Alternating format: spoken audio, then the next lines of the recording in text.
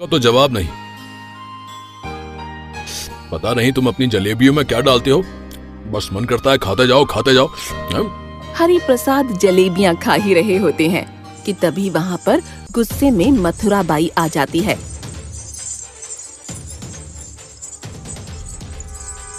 जलेबियां खा ली हो तो थोड़ी सी अब मार भी खा लो। अरे अरे भाग्यवान, तुम यहाँ कब आई? तुम तो घर पर थी ना। डॉक्टर ने आपको कितनी बार मना किया है कि मीठी चीजें खाने से आपकी शुगर बढ़ जाती है, लेकिन आपकी समझ में कहाँ आती है उनकी कोई भी बात। अगर इस बार आप बीमार हुए ना तो मैं आपका इलाज हरगिज ना कराऊंगी। मुझे माफ कर दो भाग्यवान, अब से मैं कभी भी मीठी चीज को हाथ नहीं लगाऊंगा। हाँ, इस बार तो मैं आपको छोड़ रही हूँ, लेकिन अब अगर आप मुझे जलेबियां खाते नजर आए तो आपकी खैर नहीं।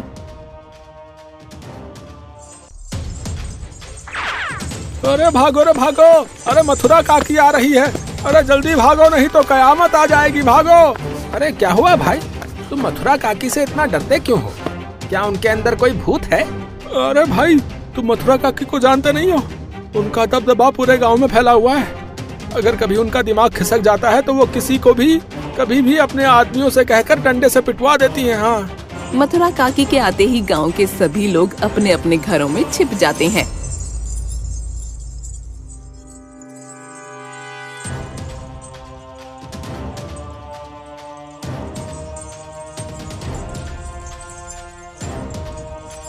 बहू, अरे ओ बहू, जरा इधर तो आ। अरे कहाँ मर गई, जल्दी इधर आ। मथुरा बाई की आवाज सुनकर सुमन जल्दी से उसके पास पहुँचती है। जी माँ जी, आपने बुलाया, कहिए क्या काम है? मैंने तुझसे कितनी बार कहा है कि मुझे मेरे कमरे में गंदगी बिल्कुल पसंद नहीं। मेरा कमरा ऐसा लग रहा है जैसे मकड़ियों का घर हो, हर तरफ जाले ही जाले हो रहे हैं। आधे घंटे के अंदर मुझे मेरा कमरा साफ चाहिए। जी माँ जी, आप बिल्कुल चिंता मत कीजिए, मैं अभी आपका कमरा साफ कर देती हूँ। अरे अब खड़ी खड़ी मेरा मुंह क्या देख रही है, जा और जाकर मेरा कमरा साफ कर। फिर सुमन मथुरा बाई का कमरा साफ करने के लिए चली जाती है।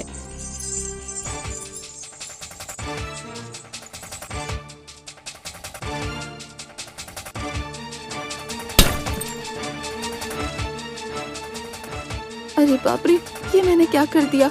अब माँ जी मुझे छोड़ेंगी नहीं। हे ऊपर वाले, मेरी रक्षा करना।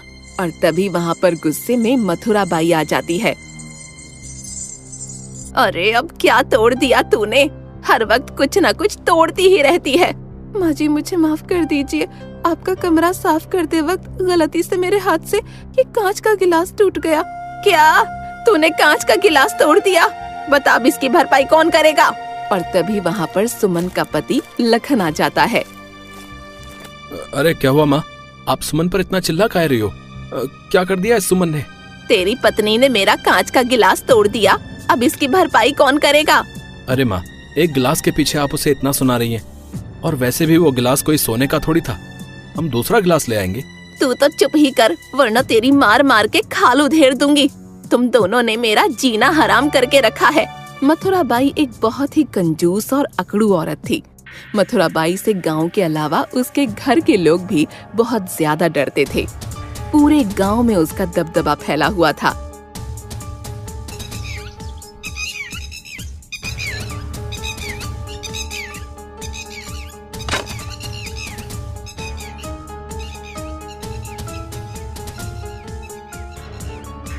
अरे भाई, ये संतरे कितने मीठे और रसीले हैं। इनको खाकर तो ऐसा लगता है जैसे किसी ने मुंह में रसगुल्ले डाल दिए हो। हैं?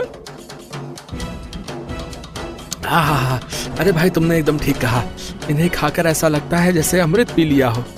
वो दोनों संतरे खा ही रहे होते हैं कि तभी वहाँ पर मथुरा बाई अपने कुछ आदमियों के साथ आ जाती हैं। तुम्हारी हिम्मत कैसे हुई मेरे बगीचे में घुसने की? क्या तुम्हें पता नहीं कि ये बगीचा मेरा है? हमें माफ कर दीजिए मथुरा काकी, हमें पता नहीं था कि बगीचा आपका है, हमें क्षमा कर दीजिए। हाँ मथुरा काकी, हमें माफ कर दीजिए। इस बगीचे के इतने मीठे मीठे संतरे देखकर हमसे रहा नहीं गया और हमने इस बगीचे के संतरे खा लिए। संतरे तो तुमने बहुत खा लिए, अब थोड़ी मार भी खा लो। अरे खड़े क्या हो, मारो इन दोनों को, और तब तक मारो जब तक इनकी हड्डियाँ पसलियाँ ना टूट जाएं। अरे मथुरा काकी हमें छोड़ दो, हम कभी भी आपके बगीचे में नहीं घुसेंगे, कृपा करके हमें छोड़ दीजिए। तुमने मेरे बगीचे के संतरे खाए हैं, इसकी भरपाई तो तुम्हें करनी पड़ेगी। तुम दोनों को अपने खेत की आधी जमीन मुझे देनी होगी, नहीं तो अंजाम बहुत बुरा होगा। ऐसा मत कीजिए मथुरा काकी, नहीं तो हम बर्बाद हो जाएंगे।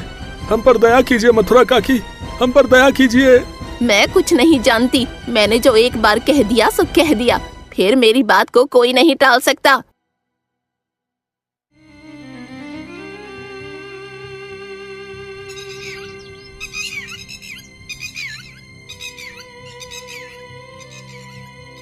अरे भाई, मैंने सुना है कल 2 लोग मथुरा काकी के बगीचे में संतरे खा रहे थे और मथुरा काकी ने उनको पकड़ लिया और उनकी खूब पिटाई की।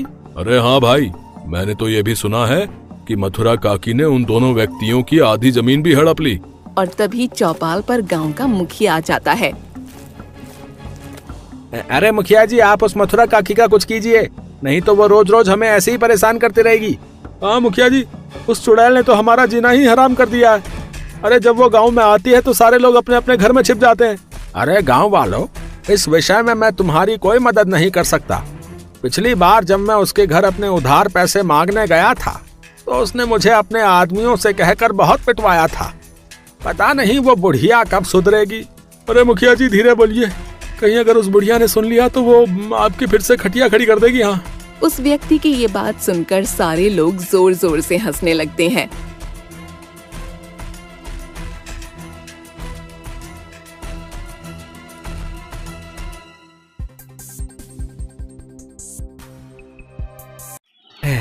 अब कुछ दिनों के बाद ये मुर्गियां अंडे देंगी और इन अंडों को बेचकर जो पैसे आएंगे वो सारे पैसे मैं मालकिन को दे दूंगा, जिससे मालकिन बहुत ही ज्यादा खुश हो जाएगी।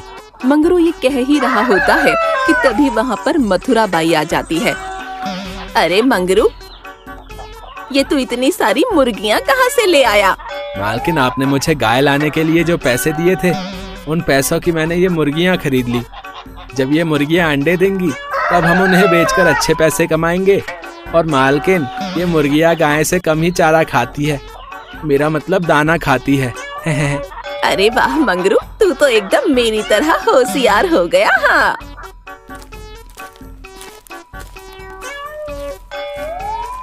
अरे भाग्यवान, हमारे घर में ये इतने सारे मुर्गे क्या कर रहे हैं? अब क्या तुम इन सभी मुर्गों का चिकन बनाओगी? ये आप क्या बकवास कर रहे हैं? ये मुर्गे नहीं मुर्गियाँ हैं। ये मुर्गियाँ मंगरू बाजार से खरीद कर लाया है। लगता है भाग्यवान, तुम बुढ़ापे में सठिया गई हो।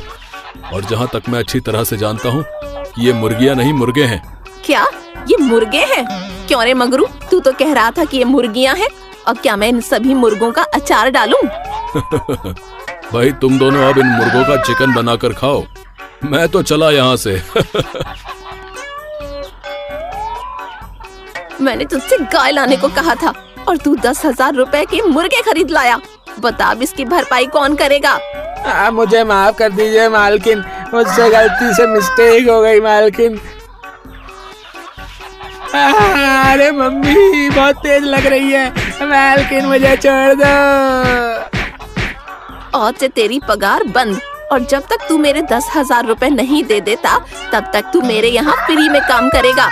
ऐसा मत कीजिए मालकिन, मेरे बीवी बच्चे भूखे मर जाएंगे, मुझ पर कुछ तो रहम कीजिए मालकिन। मथुरा बाई मंगरू की एक नहीं सुनती। मंगरू चाहकर भी कुछ न कर सका। अरे सुनीता, ओ सुनीता, आज मुझे खाना मिलेगा कि नहीं? जल्दी खाना लेकर आओ, मुझे बहुत तेज भूख लग रही है। लखन के इतना कहते ही सुनीता वहाँ आ जाती है और लखन से कहती है, देखिए जी, घर में खाना बनाने के लिए कुछ भी नहीं है, सारी सब्जियाँ भी खत्म हो गयी। आप मंगरू से कह दीजिए ना कि वो बाजार से सब्जियाँ ले आए। मंगरू, अरे ओ मंगरू, अरे कहाँ मर गया? जरा बाजार से सब्जियाँ तो ले आ। कोई नहीं जाएगा कहीं भी। तुम्हें पता भी है बाजार में सब्जियों का दाम कितना ज्यादा है। बहू, तुम जाकर दाल और रोटी बनाओ, अब घर में सब वही खाएंगे। जी माँ जी, मैं अभी दाल रोटी बना कर लाती हूँ। माँ, तुम इतनी कंजूसी क्यों करती हो? हैं? हमारे पास पैसे की कमी है क्या?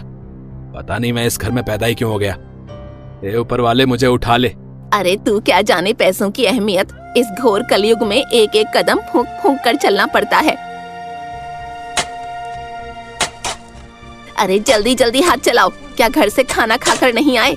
अगर ठीक से काम नहीं करोगे तो 1 रुपया ना दूंगी। हाँ। और तभी मथुरा बाई सभी मजदूरों की गिनती करने लगती हैं। 1, 2, 3, 4, 5। तुम सभी में से एक मजदूर कम है। आज खेत पर कौन नहीं आया काम करने? मथुरा काकी, आज दीनू खेत पर नहीं आया। उसकी माँ की तबीयत खराब है, बस उन्हीं को लेकर वो अस्पताल गया है। अरे अपनी माँ को अस्पताल में भर्ती करके भी तो खेत पर आ सकता था ना। और वैसे भी उसकी माँ उसके बिना मर थोड़ी जाएगी। कितनी अत्याचारी बुढ़िया है ये। अरे इसमें तो चिल्लू भर भी दया धर्म की भावना नहीं है। अरे इसे तो डूबकर मर जाना चाहिए।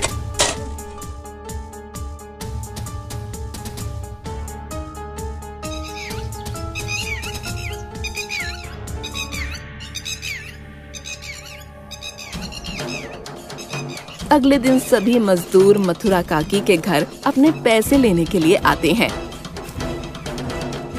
मथुरा काकी, कल हमने जो आपके खेत में काम किया था, बस हम उन्हीं के पैसे लेने आए हैं। तुम सब यहीं रुको, मैं अभी पैसे लेकर आती हूँ।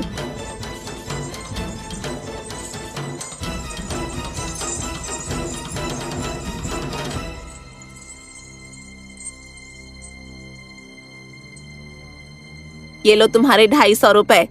लेकिन मथुरा काकी, बात तो 300 रुपए की हुई थी ना, तो फिर आप हमें 250 रुपए क्यों दे रही हैं? कल तुम सभी दोपहर का खाना खाने घर पर गए थे और खाना खाने में 1 घंटा बर्बाद हो गया और तुम सभी ने कम काम किया, इसलिए तुम्हें 250 रुपए ही मिलेंगे। ऐसा मत कीजिए मथुरा काकी, हम पर दया कीजिए। कृपा करके हमें हमारे 300 रुपए दे दीजिए। तुम सभी ऐसे नहीं मानोगे, अभी तुम सबका इलाज करती हूँ। और तभी मथुरा बाई अपने दोनों आदमियों से कहती है, अरे खड़े क्या हो, मारो इन सभी को मार मार के इनकी हड्डी पसली एक कर दो। अरे मथुरा काकी, हमें छोड़ दो, हम पे दया करो। अरे बहुत तेज लग रही है। ऐसे ही मथुरा बाई किसी न किसी दिन गांव के लोगों पर बहुत अत्याचार करती थी। धीरे धीरे उसका अत्याचार और बढ़ता गया। फिर एक दिन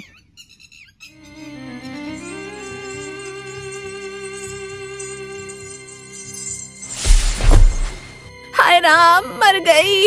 अरे मुझे कोई बचाओ, बहुत तेज दर्द हो रहा है। अरे कोई बचाओ। मथुरा बाई की आवाज सुनकर घर के सभी लोग उसके पास आ जाते हैं। अरे क्या हुआ माँ, आप इतना चिल्ला क्यों रही हो? बेटा, मैं सीढ़ियों से उतरते वक्त गिर गई, मेरे सिर में चोट लग गई है। अरे तुम्हारे सर से तो बहुत तेज खून बह रहा है। लखन, हमें जल्द ही तुम्हारी माँ को अस्पताल ले जाना होगा। और फिर लखन और हरि प्रसाद मथुरा बाई को अस्पताल ले जाते हैं। डॉक्टर साहब, मेरी माँ को बचा लीजिए। आज सीढ़ियों से उतरते वक्त उनके सर में चोट लग गई, कृपा करके उन्हें बचा लीजिए। देखिए, उनके सिर में बहुत गहरी चोट आई है, जिसकी वजह से खून काफी ज्यादा बह गया है। आपको जल्द ही खून का इंतजाम करना होगा, नहीं तो उनका बचना बहुत मुश्किल है। डॉक्टर साहब, आप मेरा खून ले लीजिए और मेरी माँ को बचा लीजिए। हम आपका खून नहीं ले सकते, आपका शरीर काफी कमजोर है। अगर आपका खून निकाला तो आपकी जान को खतरा हो सकता है। ये सभी बातें पास ही खड़ा दीनू सुन लेता है और डॉक्टर से कहता है,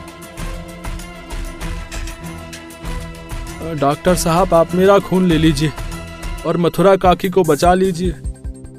और फिर डॉक्टर दीनू का खून लेकर मथुरा बाई को बचा लेता है। देखिए, अब घबराने की कोई बात नहीं है। मथुरा जी अब खतरे से बाहर हैं, आप उनसे मिल सकते हैं। माँ, आप कैसी तबीयत है आपकी? माँ, पता है, आज ये दीनू आपको खून नहीं देता ना, तो शायद आज आप इस दुनिया में नहीं होती। मैंने इस दीनू के बारे में कितना बुरा भला कहा और आज इसने मुझे मौत के मुंह से बचाया। अरे मुझे तो मर ही जाना चाहिए था।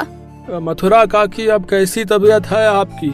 मैं ठीक हूँ दीनू, मुझे बचाने के लिए तुम्हारा बहुत बहुत शुक्रिया। मुझे पता चला था तुम्हारी माँ भी अस्पताल में भर्ती है।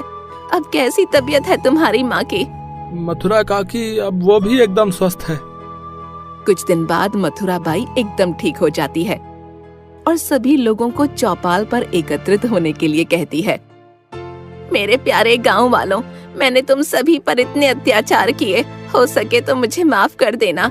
मैंने जिन भी लोगों से उनकी जमीनें ली हैं, मैं आज उन्हें वापस करती हूँ और मैं आप सभी से वादा करती हूँ कि अब से मैं कभी किसी पर अत्याचार न करूँगी।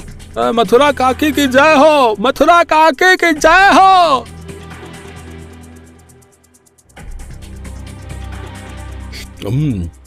आहा, अरे भाई नथुराम, तुम्हारी जलेबियों का तो जवाब ही नहीं। हरि प्रसाद जलेबी खा ही रहा होता है कि तभी वहाँ मथुरा बाई आ जाती है। आप फिर जलेबियाँ खाने लगे? आपने तो कहा था कि आप कभी भी जलेबियों को हाथ ना लगाएंगे। अब मुझे माफ कर दो भाग्यवान, अब कभी जलेबियों को हाथ नहीं लगाऊंगा। हाँ मथुरा काकी, आप सुधर गई, लेकिन ये कभी नहीं सुधरेंगे। नथुराम की ये बात सुनकर वो तीनों जोर जोर से हंसने लगते हैं।